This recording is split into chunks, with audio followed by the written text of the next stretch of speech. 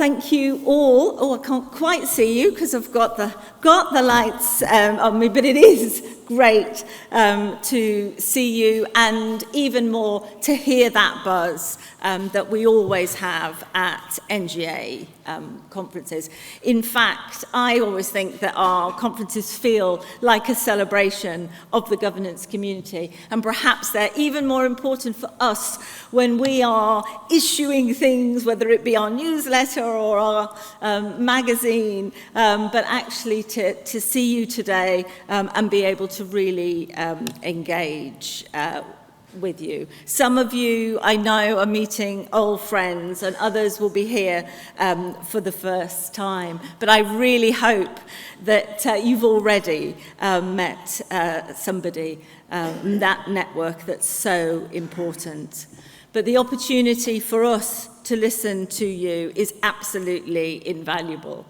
And at NGA, we never forget the reason why we exist as an organisation.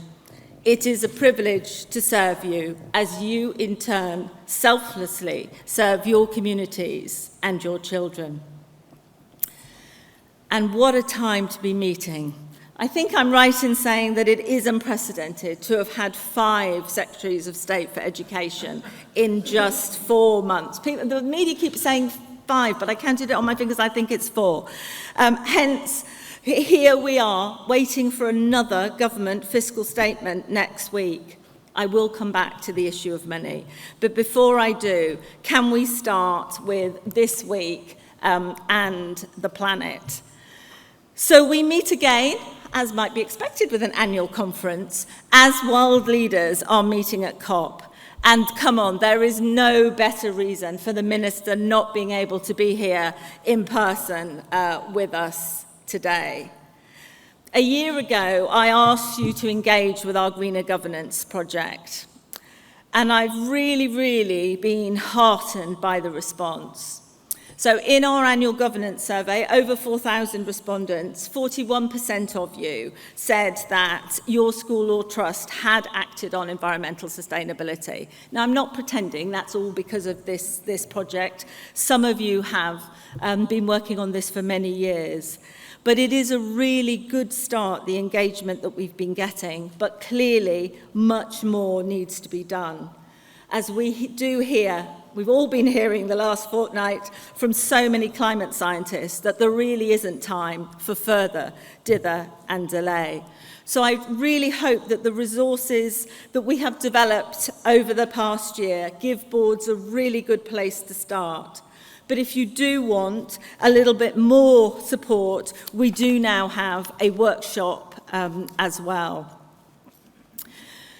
The National Associations for Environmental Education's 4 Cs that we've put up there, culture, campus, curriculum and community, have also been really well received, and schools that haven't worked on this before saying that it gave them a really good way to begin, because actually not all could work on all those 4 aspects immediately, but actually they wanted to begin with 1 or 2, as in fact many of those who now have very established strategies did years ago.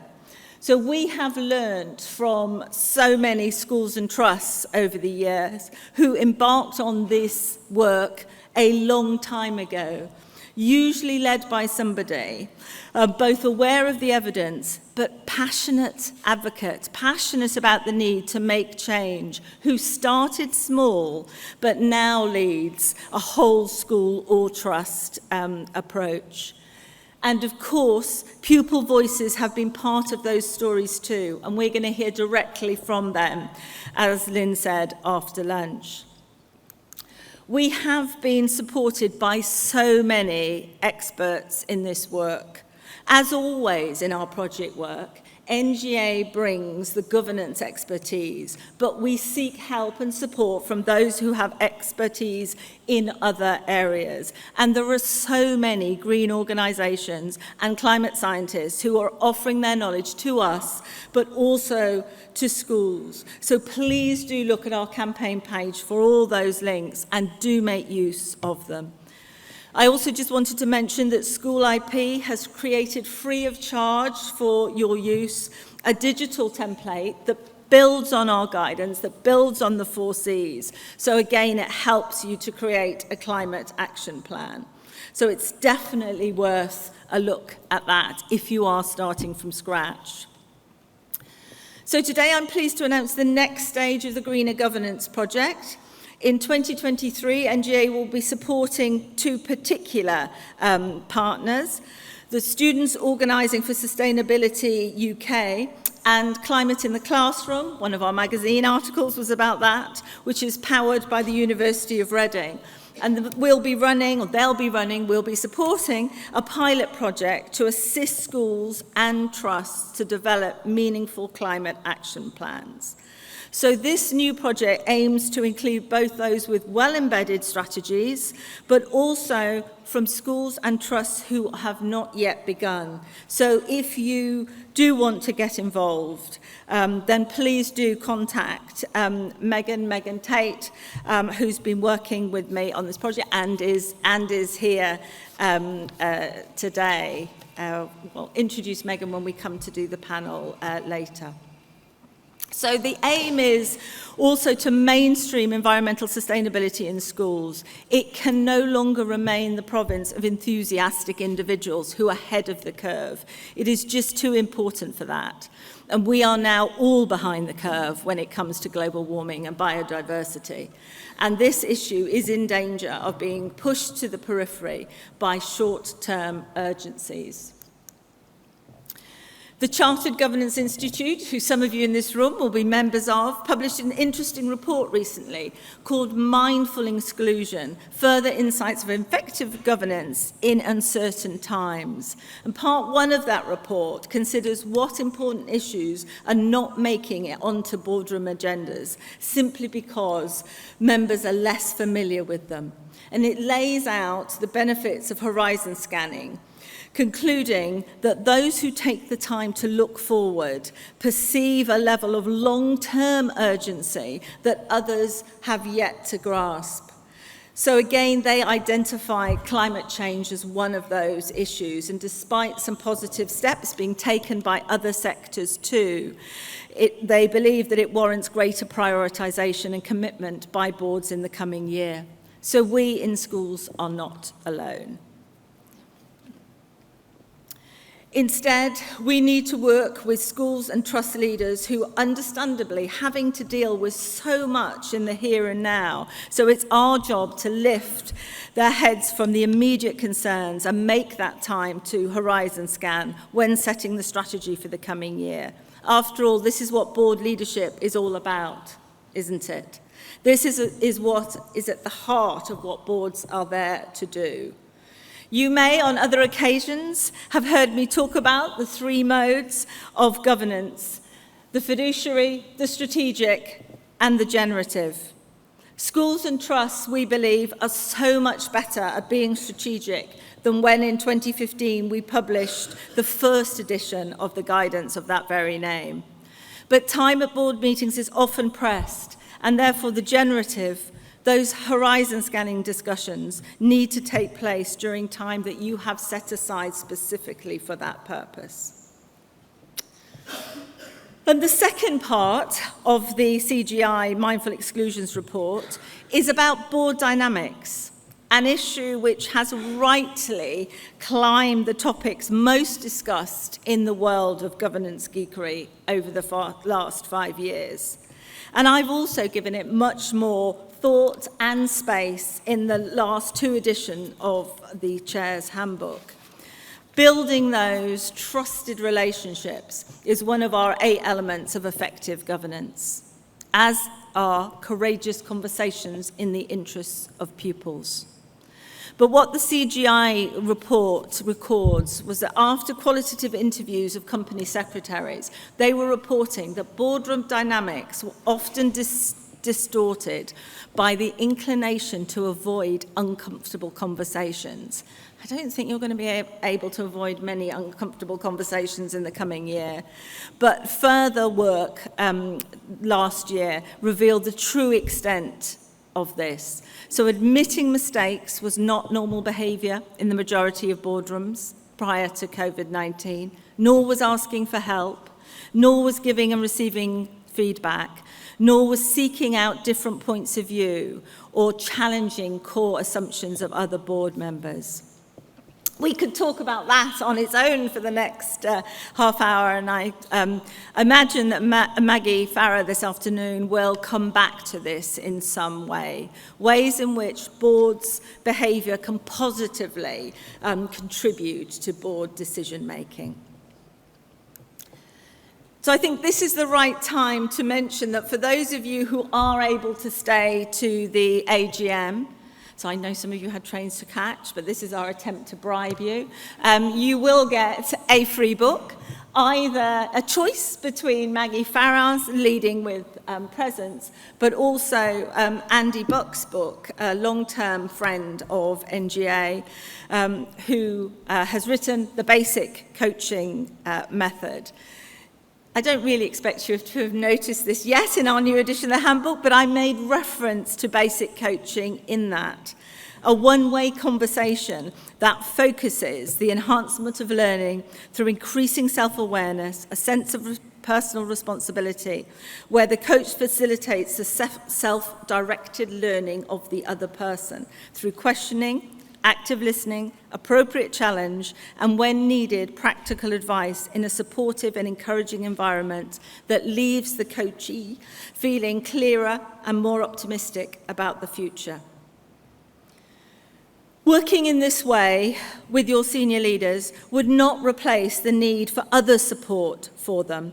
But if those conversations that you already have with school leaders can add even more to their clarity and their optimism, that would be a very important contribution. And I know many of you are concerned about the well-being of leaders, and you want to ensure that your practice helps to shore that up, while not forgetting your wider responsibilities to the organisation.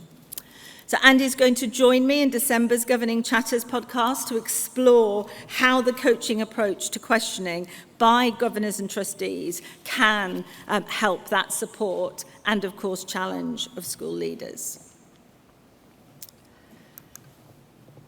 But there is also the question, and it comes up time and time again, indeed it came up yesterday afternoon, the question of the commitment and knowledge of some trust and school leaders to governance. I raised this in my annual address a few years ago, because without this understanding by the executive, it does make governance less likely to succeed, and it makes the board's job of governing much more difficult. There is no easy way for a new head or business leader, or indeed an experienced one, to obtain the grounding they need to participate in governance, certainly not currently from governance experts. You do know, I'm sure, that we have been promoting leaders volunteering on other boards in order to really experience governance, and more are doing that. But in terms of governance training, NGA has now stepped into that gap. We felt it was a gap. And we've now opened bookings for our 2023 sessions, which are going to be bespoke to whichever type of institution is being led. So please do encourage any new leadership appointments or any prospective future leaders to engage with this offer, which is being tailored to them and shouldn't consume too much of their time. So, what has distinguished this year from 2021?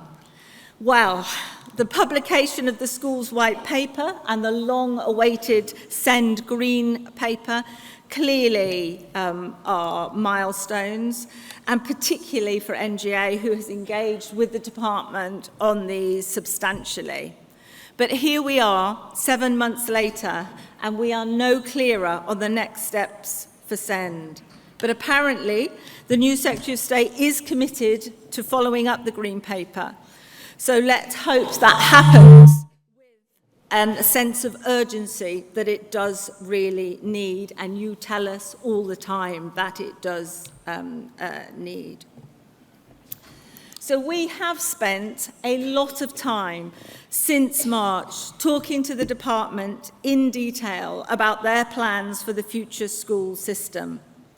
And we are really pleased to have influenced that definition of strategic governance that the Minister just spoke about, one of DFE's 5 characteristics of a strong trust, by which they mean a multi-academy trust, a MAT. So the white paper says, I don't expect you to have memorised it, strategic governance is defined as operating an effective and robust governance structure that involves schools and exemplifies ethical standards, very pleasing to see ethical in there, utilising the skills and experience on its boards to oversee strategic direction and hold leaders to account. That's reminiscent of the core 4 functions, but the change is having a strong local identity, engaging effectively with parents and the wider community. So community and local governance has been weaved into it. This is really worth reflecting on. So the evidence tells us, our evidence in particular, because we do have the best evidence in the school sector on this, the evidence tells us that local governance at academy level in a MAT is here to stay. The survey confirms that almost all MATs include a local tier in their governance structure and are committed to it. Now, this is an important finding. You may say, so what? But some have downplayed importance of the local tier over the years, leading some people to the unfounded conclusion that this is a disposable part of the MAT system. And our findings show that couldn't be further from the truth. And the Department for Education has listened. They've listened to us, they've listened to you. So what does that look like? There has been a reduction in the size of academy committees over the past decade. In fact, there's been a reduction in the size of most boards. But otherwise, the innovation that was hoped for and NGA sought to champion has not triumphed. So more than 9 in 10 MATs have returned to the tried and tested model of 1 committee per academy. And another 6% have committees which cover more than 1 school. And that's particularly in the case of schools that are very local to each other. But, this should not be seen as a failure. This is the system reaching the next stage of maturity, improving its understanding of what works and what adds value. So, the other question we're asked, surprisingly often, so what is the point of local governance? And of course, that is the big difference between governing a single academy trust, a SAT, and a MAT. And we have charted the progress up and down the country, discussing it with our MAT network since it first began in 2016. And we've been writing about this ever since. So we have that advantage that nobody else in the sector does. NGA as an organisation is completely and utterly devoted to and focused on governance and the needs of governing boards. We have no competing interests. That is our role in the system, and that is why we call ourselves the national experts on school and trust governance. But I do want to run through this because it is not well known, and I'm hoping that you in the hall will be the ambassadors out and about across England. So, local governance exercised well provides evidence-based governance. It equips trust boards with school-level intelligence, which strengthens their decision-making, reflecting the needs of multiple communities and enables them to carry out more strategic governance. And knowing your schools is another of the 8 elements of effective governance. You see, I always get it up there somehow. Local governance exercised well also provides checks and balances, a valuable source of network to the Trust Board. Challenge is essential to good governance. We have got to avoid the groupthink which can set in on small Trust Boards that may be a distance from their schools. Thirdly, local governance exercised well provides visible governance. It creates powerful advocates for the Trust's voice and values at local level. It is a point of contact for stakeholders, helping to retain active engagement with the school and that wider community, supporting the Trust's mission and the Trust's work. Visible governance, I hope you're all wearing your orange badges, or that you will have one by the time that you leave. And that's a personal favour to me, because when I suggested that we had them, I think some of the staff thought I was slightly mad. So it would be very good to start off here with members taking those away and visibly being part of the governance community. Fourthly, I think I'm on 4, local governance exercised well provides accountable governance. One of those 3 pillars of good governance. It keeps the Trust answerable to its stakeholders, and it provides a mechanism for listening to parents, to staff, to pupils, to the community, which is absolutely essential to good governance. But it is schools, isn't it, not trusts, that parents choose and parents relate to. It is what happens in the school and that community that pupils and parents are most concerned with. So most of the engagement will sensibly happen at school level. Fifthly, local governance exercised well will provide collaborative governance. A local focus on accountability helps keep the Trust grounded in the importance of place and its civics duties. It provides a focus and a mechanism for working with others locally. Yes, with other schools, but more broadly too, with the full range of local organisations, public services, third sector organisations.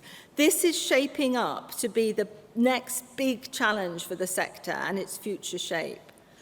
We do need to ensure there are the right structures and the right people from trusts and schools to engage at local level within their immediate community. So there's the theory. So we all know that's how it should work in practice. But do we know, we know how it works in theory, do we know how it works in practice? Well, we say that we do. And others have not had the time, sometimes they haven't had the inclination to build up that real understanding of what good looks like at the local level. Now, it is different from mat to mat as the trustees decide how much to delegate to academy level and how much the trustee board will see and decide for themselves. But in practice, the minimum role of the local tier tends to be 3 S's: standards, safeguarding, stakeholders. And one member recently at one of our forums suggested it should be 4 S's, with SEND added. So we're going to be testing that out, because our immediate reaction was that made a lot of sense.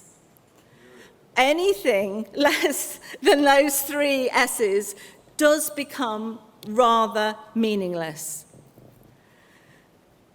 We do know, again from our survey, that many trusts delegate additional functions. So, for example, this may surprise you, it did surprise me, 70% have financial monitoring role.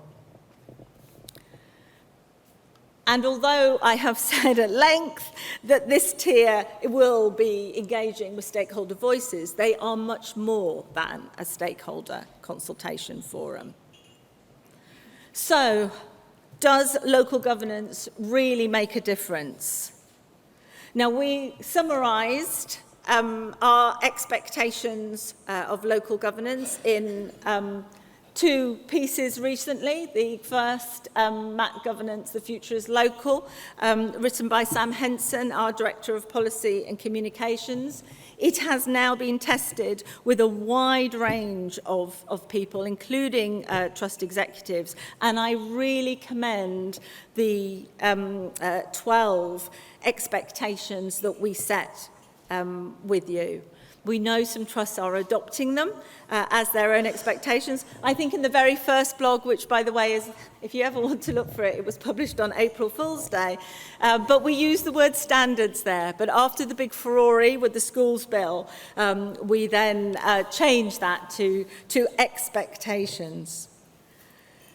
So there's just one last thing I want to say in terms of before I leave trust governance.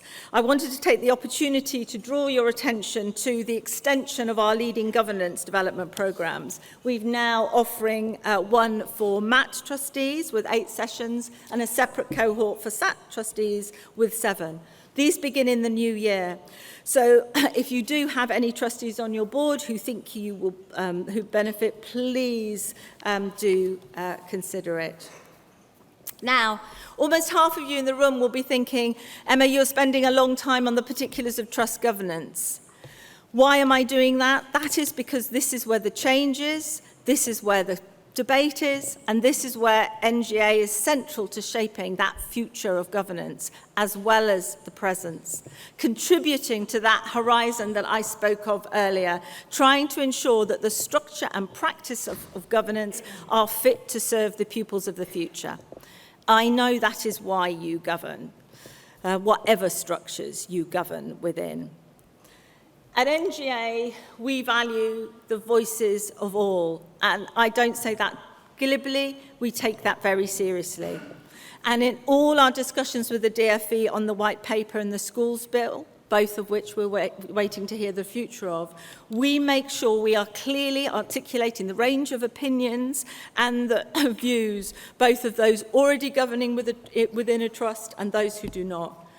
We do not rush to judgment. We balance the quantitative data of our survey with lots of qualitative exercises, whether they're focus groups, whether they're structured interviews, and all of that rests on top of a very secure knowledge base from our business as usual, conversations we have with those governing day in and day out. So first of all, chairs of maintained schools and chairs of SATs, we undertook a listening exercise in the spring, which examined in some detail the thinking that boards were undertaking when coming to a decision about whether or not to join a MAT.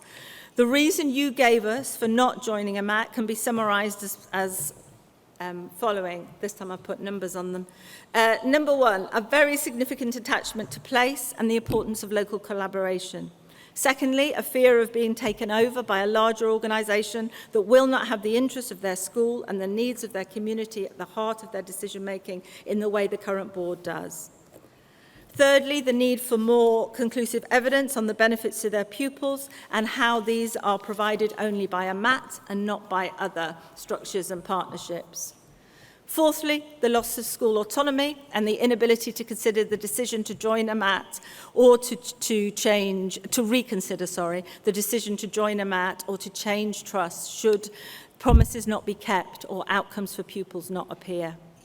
Fifthly, the loss of control over school finance and potential loss of reserves. And sixthly and lastly, given all the other pressures faced by schools and their communities, leadership capacity is already very stretched and structural change was not considered to be the best use of their time at present. And only this week, we published a report on the voices of MAT trustees, and I'm not going to attempt to summarise all of that here because I want to move on to other topics. But suffice it to say, there was a range of opinions, and not all were cheerleaders for the White Paper's approach, while others were behind that move to a fully trust system. So we have published a 4th edition of what used to be called forming or joining a group of schools, and is now called, I've got to keep remembering, Taking the Next Step, which we produced together with ASCL, the Association of School and College Leaders, and Brown Jacobson, who are with us today and have printed copies on their stand. So let's move now to improving governance in schools and trusts. After all, that is central to NGA's charitable mission. And we were really pleased, after input of hundreds of governance and trustees in the spring, to publish those new editions of the 20 and 21 questions for boards to ask themselves when undertaking a review. They are now very well established. They're part of the governance community's furniture. In fact, they're so well known as the 20 and 21 questions that actually we turned them into statements, but we didn't want to change the title to statements and lose that recognition. But what about those schools and trusts who most need support to improve? If you weren't aware that NGA runs the National Leaders for Governance programme for the DFE, you will be now after the Minister's kind words on its performance in the first year. That independent audit is extremely gratifying, and a tribute to NGA's small but perfectly formed LGA staff team under the leadership of Emma Belchin, our Director of Professional Development, but also, of course, to the NLGs themselves, some of whom are in this room today. So thank you for being part of this programme. We are all keen to be able to undertake more support where necessary, and this option is increasingly being made possible. It is still really early days for the NLG programme in terms of evaluating impact, which is, after all, its whole aim. But if you're so minded, please do read the evaluation report, which is published today, and you'll find a link already from our website. But what are the issues that NGA is prioritising now and into 2023? I'm going to run through. I'm obviously speaking more slowly than when I practiced here, so I'm going to have to start increasing my speed, because I've got to try and cover volunteer recruitment, governance professionals, pupils facing disadvantage, school funding, and people. So first, guys, it's quite a bit, isn't it? First, volunteer recruitment. This has never been easy. Of course it hasn't, but you tell us it's becoming harder for many boards, especially boards outside London. So I hope you're really aware of the 2 free governor recruitment services, Inspiring Governance and Governance for Schools. But much of that work of recruitment, we know, falls on the governing board, supported by your governance professional.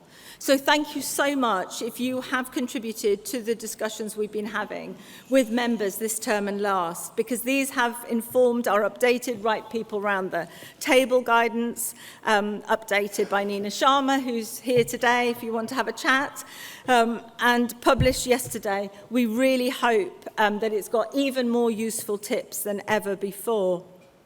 And as part of the Visible Governance campaign, as the Minister alluded to, we are encouraging employers to support their staff who govern.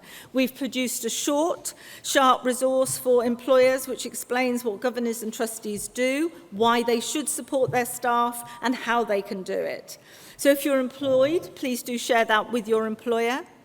But we want to celebrate organisations that already do a lot to support.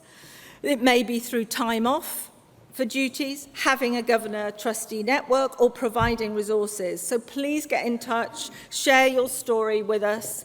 And if you are not as fortunate to have a supportive employer, we hope that we might be able to help them provide the support. I wouldn't want you to think that because I haven't listed equality, diversity, inclusion as one of our current priorities that we've moved on from that. I spoke a lot about EDI last year, but quite the absolute opposite. We have mainstreamed it. We're considering EDI in everything we do. And I'm really pleased with the range of resources which we have produced over the past year, including a diversity audit tool. But moreover, EDI isn't just something that is about board composition and diversity of the board. It's absolutely bigger than that. It's about ensuring the school culture, the school ethos, a whole school or trust approach. So I'm particularly pleased to remind you that we have now got a series, 2 out of a series so far of EDI modules that we've produced with ASCL's support, and to say that the feedback that we've been getting is really, really positive, and it is free. So we're not even asking you for money. So if you haven't done that, but please do recommend that on. You don't need to be a member of ASCL's or ours to get hold of that. So secondly, governance professionals.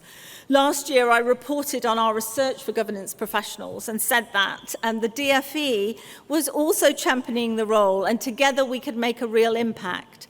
At that point, NGA was part of a DFE working group considering the career pathways of governance professionals, and we awaited a DFE publication on the topic in the new year. However, shortly after last year's conference, the DFE paused the work.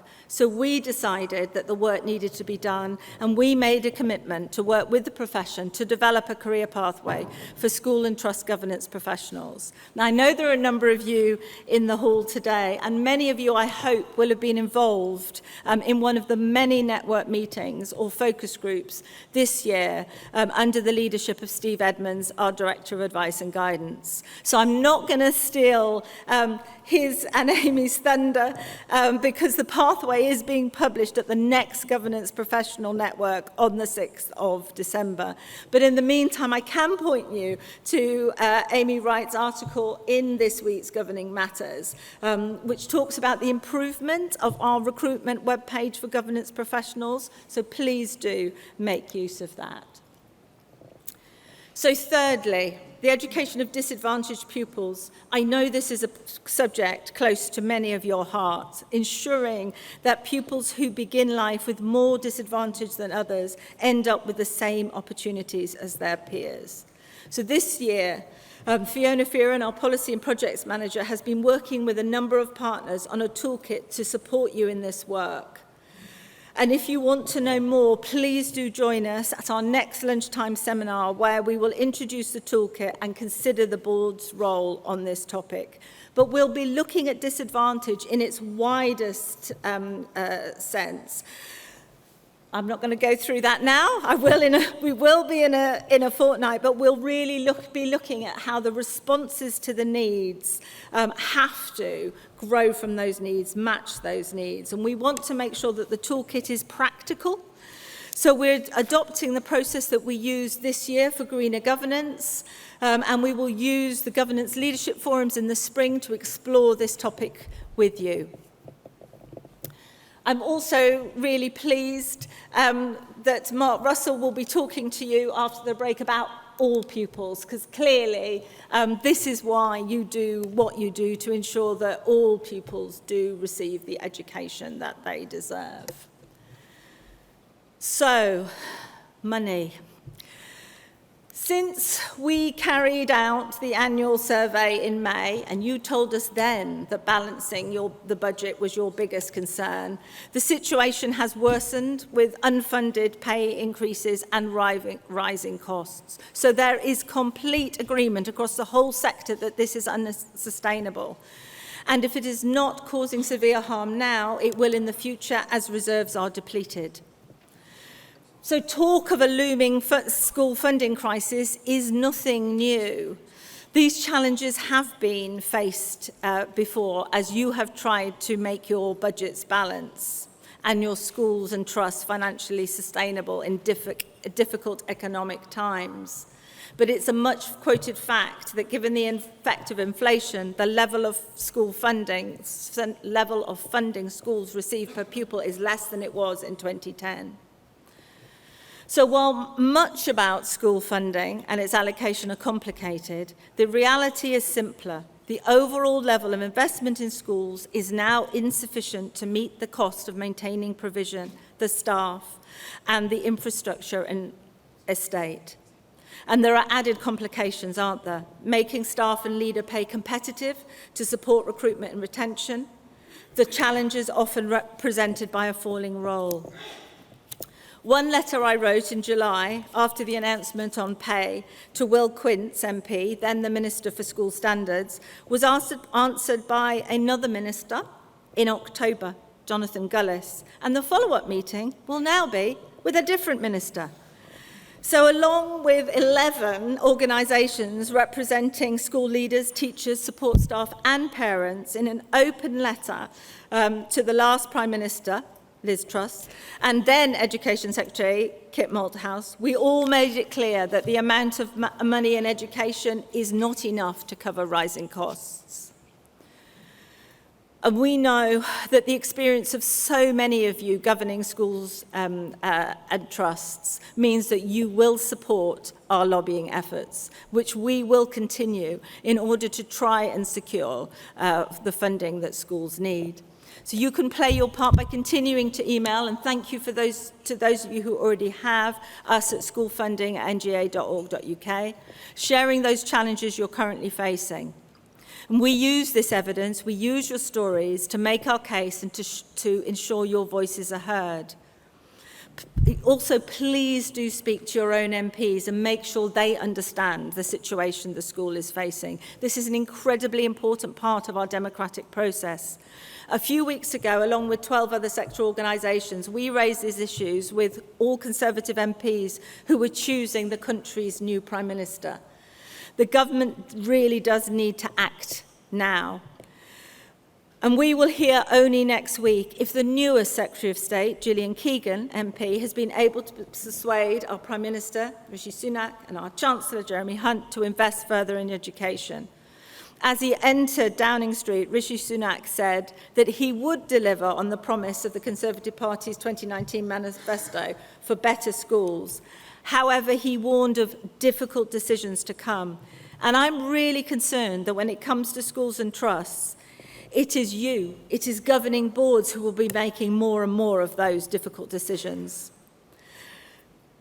This will require the very best of judgment with limited options. It requires strength of character, because you will know and then you will see the consequences of the decisions you have to make when you are balancing the budget. The impact of larger classes, cuts to the curriculum, to extracurricular activities, potentially reduced support for our most vulnerable pupils in a system that has been stripped of adequate outside specialist support. These effects need to be mitigated as much as possible. And NGA is here to support you in these difficult circumstances. Our December webinar is on the very topic of financial oversight in challenging times, but you don't have to wait to December to get in touch. And lastly, our people. Our people in schools are not only the biggest resource in education, they're obviously the most important in providing children with education. And a year ago, you may remember Mandy Coulter, author of Talent Architects, pointed out how few schools and trusts have a people strategy and challenged us all to ensure that ours did. This is still clearly crucial, but we also have some very imminent and particular issues with the workforce at the moment. The National Association of Head Teachers, NAHT, has just sent ballot papers to its members. They invite NAHT members to vote for industrial action short of strike, but also strike action in support of their ongoing pay campaign. We spoke this week to Paul Whiteman, General Secretary of NAHT, about what this action could look like. During our conversation, Paul provided me with the reassurance that if they moved to industrial action, the aim would be to minimise the impact on pupils' education. He emphasised that NAHT and their members very much share our concerns about the impact of any further disruption after the pandemic to pupils' education, and their actions will be designed with this in mind. We will, of course, keep you updated about these and any other developments relevant to the work that you do week in, week out for the benefits of children in your communities. So on behalf of the pupils in your schools, NGA says thank you. Where would schools be without your dedication, your perseverance, and your thoughtfulness? I do not say that lightly. It is a very, very good and important thing that you are engaged with. Thank you.